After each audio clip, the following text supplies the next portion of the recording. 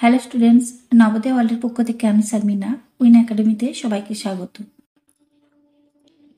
আজকের বিষয় গতি, সময়, দূরত্ব অর্থাৎ স্পিড, টাইম অ্যান্ড ডিস্টেন্স। এটি খুবই গুরুত্বপূর্ণ চ্যাপ্টার। এর থেকে বহু প্রশ্ন জেএলভিএসটি সহ বিভিন্ন কম্পিটিটিভ পরীক্ষায় প্রায় আসে।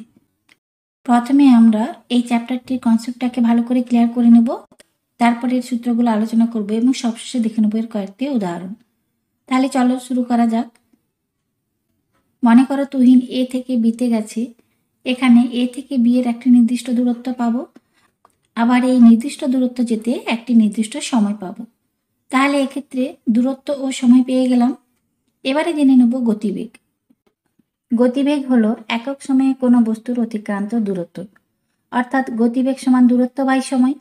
এখান থেকে আমরা সময় সমান পাবো দূরত্ব বাই গতিবেগ এবং দূরত্ব সমান পাবো সময় গুণিত গতিবেগ। এই দূরত্বকে সাধারণত কিমি বা মিটারে প্রকাশ করা হয়ে থাকে এবং সময়কে সাধারণত ঘন্টা বা সেকেন্ডে প্রকাশ করা হয়। দূরত্ব যখন কিমিতে হয় তখন সময় হয় ঘন্টা, তখন গতিবেগের একক হয় কিমি পার ঘন্টা। আর যখন দূরত্ব মিটারে থাকে তখন সময় হয় সেকেন্ড, সেক্ষেত্রে গতিবেগটি হয় মিটার পার সেকেন্ড। এবারে জেনে নেব কোনো বস্তুর গতিবেগকে কিমি পার ঘন্টা থেকে মিটার পার সেকেন্ডে বা মিটার পার সেকেন্ড থেকে কিমি পার ঘন্টাতে কিভাবে পরিবর্তন করব।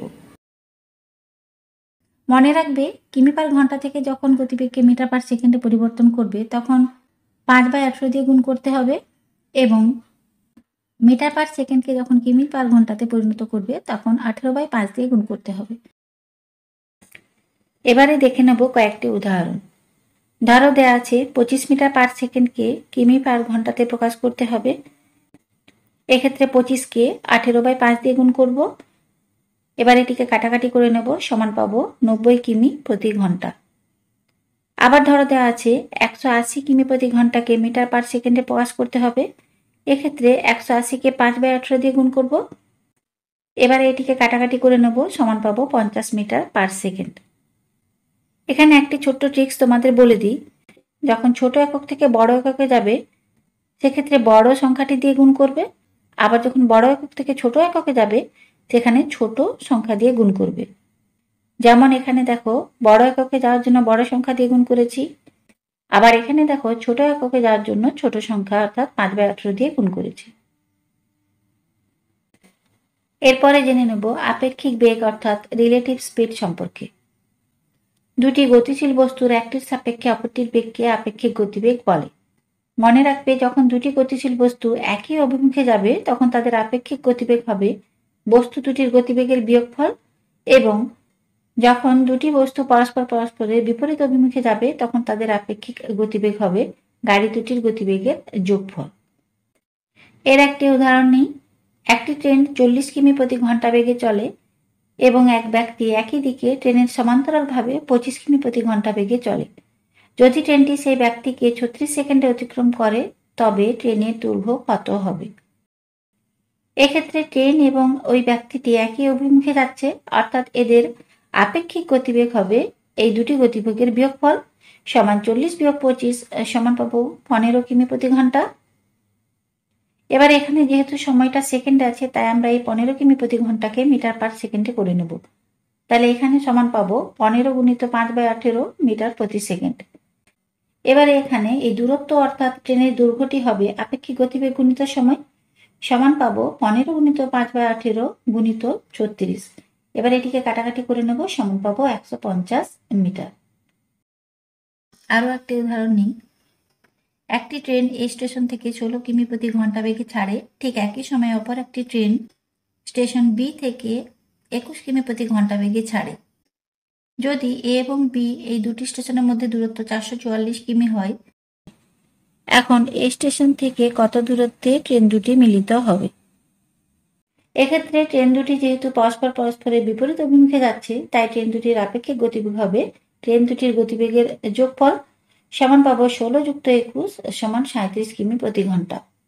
অর্থাৎ 37 কিমি যেতে সময় লাগে 1 ঘন্টা, অতএব 1 কিমি যেতে সময় লাগবে 1/37 ঘন্টা। এবারে মোট দূরত্ব অর্থাৎ 444 কিমি যেতে সময় লাগবে 444/37 সমান 12 ঘন্টা। অতএব এই 12 ঘন্টা পরে ট্রেন দুটি মিলিত হবে। এবারে প্রশ্নে বলা আছে, দেখো এ স্টেশন থেকে কত দূরত্বে ট্রেন দুটি মিলিত হবে। তাই এক্ষেত্রে এ স্টেশন থেকে যাওয়া ট্রেনটির গতিবেগের সাথে এই 12 ঘন্টাকে গুণ করে নির্ণয় দূরত্ব পেয়ে যাব। অতএব নির্ণয় দূরত্ব সমান পাবো 16 গুণিত 12 সমান 192 কিমি।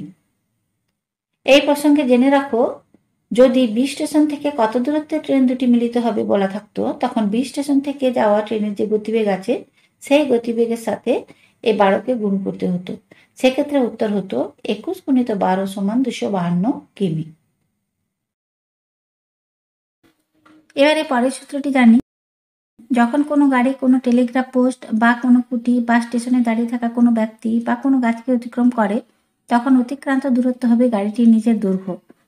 আবার যখন কোনো গাড়ি কোনো সেতু বা নদী বা প্ল্যাটফর্ম বা অন্য কোনো গাড়িকে অতিক্রম করবে, তখন অতিক্রান্ত দূরত্ব হবে গাড়িটির নিজের দৈর্ঘ্য যুক্ত যেটিকে অতিক্রম করছে তার দৈর্ঘ্য। এর একটি উদাহরণ নিই। 120 মিটার লম্বা একটি ট্রেন 10 সেকেন্ডে প্ল্যাটফর্মে দাঁড়িয়ে থাকা এক ব্যক্তিকে অতিক্রম করে। ট্রেনটির গতিবেগ কত? এখানে 120 মিটার লম্বা ট্রেনটি 10 সেকেন্ডে একটি ব্যক্তিকে অতিক্রম করছে, অর্থাৎ ট্রেনটি 10 সেকেন্ডে নিজের দৈর্ঘ্যকে অতিক্রম করছে, অর্থাৎ এখানে দূরত্ব সমান হবে 120 মিটার এবং সময় এখানে দেওয়া আছে 10 সেকেন্ড। অতএব গতিবেগ হবে দূরত্ব বাই সময় সমান 120/10 সমান 12 মিটার পার সেকেন্ড। আরেকটি উদাহরণ নেই। একটি ট্রেন 15 সেকেন্ডে একটি গাছকে অতিক্রম করে এবং 240 মিটার লম্বা একটি প্ল্যাটফর্মকে 24 সেকেন্ডে অতিক্রম করে, তবে ট্রেনটির দৈর্ঘ্য কত? এখানে 15 সেকেন্ডে ট্রেনটি গাছকে অতিক্রম করছে, অর্থাৎ 15 সেকেন্ডে ট্রেনটি নিজের দৈর্ঘ্যকে অতিক্রম করে, এবং 24 সেকেন্ডে ট্রেনটি 240 মিটার প্ল্যাটফর্মকে অতিক্রম করছে, অর্থাৎ ট্রেনটি 24 সেকেন্ডে নিজের দৈর্ঘ্য যুক্ত প্ল্যাটফর্মকে অতিক্রম করছে।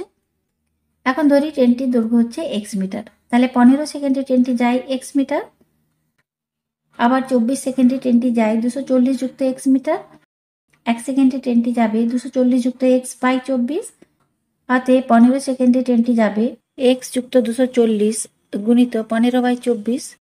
এবার এটিকে কাটাকাটি করে নেব, সমান পাবো এক্স যুক্ত 240 গুণিত 5/8 মিটার। এবারে লক্ষ্য করো 15 সেকেন্ডে ট্রেনটি যায় এই দূরত্ব, আবার এখানে দেওয়া আছে 15 সেকেন্ডে ট্রেনটি এই দূরত্ব যায়, তাহলে আমরা লিখতে পারি এক্স সমান এটি। তাহলে এটিকে আমরা সরল করে নেব, বা 8x সমান 1200 যুক্ত 5x, বা 8x বিয়োগ 5x সমান 1200, বা 3x সমান 1200, বা x সমান 400 মিটার। অতএব ট্রেনটির দৈর্ঘ্য হয় 400 মিটার। এবারে জেনে নেব গড় গতিবেগ অর্থাৎ এভারেজ স্পিড। এর সূত্রটি হয় গড় গতিবেগ সমান মোট দূরত্ব বাই মোট সময়। এর একটি উদাহরণ নিই। এক ব্যক্তি 30 কিমি ঘন্টা বেগে 20 কিমি দূরত্ব এবং 60 কিমি ঘন্টা বেগে 40 কিমি দূরত্ব অতিক্রম করে, তবে সমস্ত ভ্রমণে ব্যক্তিটির গড় গতিবেগ কত? এক্ষেত্রে মোট দূরত্ব সমান 20 যুক্ত 40 সমান 60 কিমি। এবারে এই দূরত্ব যেতে কত সময় লেগেছে আমরা সেটিকে বের করে নেব। প্রথম ক্ষেত্রে 30 কিমি যেতে সময় লাগে 1 ঘন্টা, তাহলে 20 কিমি যেতে সময় লাগবে 20/30 ঘন্টা সমান 2-3 ঘন্টা। আবার দ্বিতীয় ক্ষেত্রে 60 কিমি যেতে সময় লাগে 1 ঘন্টা, তাহলে 40 কিমি যেতে সময় লাগবে 40/60 ঘন্টা সমান 2-3 ঘন্টা। অতএব মোট সময় পাবো 2-3 যুক্ত 2-3 সমান 4-3 ঘন্টা। এবারে আমরা গড় গতিবেগ সমান পাবো মোট দূরত্ব অর্থাৎ 60 কিমি বাই মোট সময় অর্থাৎ 4/3 সমান 60 গুণিত 3/4। এটিকে কাটাকাটি করে নেব, সমান হবে 45 কিমি প্রতি ঘন্টা। অতএব গড় গতিবেগ হবে 45 কিমি প্রতি ঘন্টা। তাহলে স্টুডেন্টস, গতি সময় দূরত্বের চ্যাপ্টারটি আশা করছি তোমাদের কাছে ক্লিয়ার হয়ে গেছে।